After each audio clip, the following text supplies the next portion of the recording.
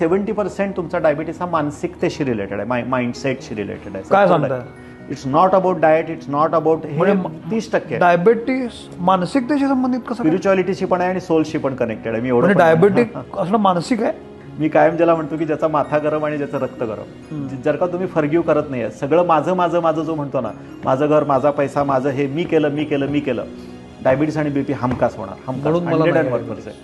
You should be a donor, you should be a giver. आणि तुम्ही जेवढा परोपकार करणार, तुमच्यात साखरेचा संचय भरपूर आहे, गोडवा वाटा.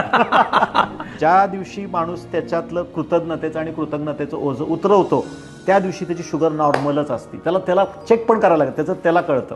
त्याची मानसिकता जेव्हा तो समाधानी असतो, तो जसा आतला आहे तसाच बाहेरचा आहे. आणि जेव्हा तो त्याच्या इमोशन्स फ्रीली एक्सप्रेस करतो, त्यावेळेला त्याची पॅरासिम्पॅथेटिक सिस्टीम हे होती, सगळी बॉडी तुमची रिलॅक्स होती.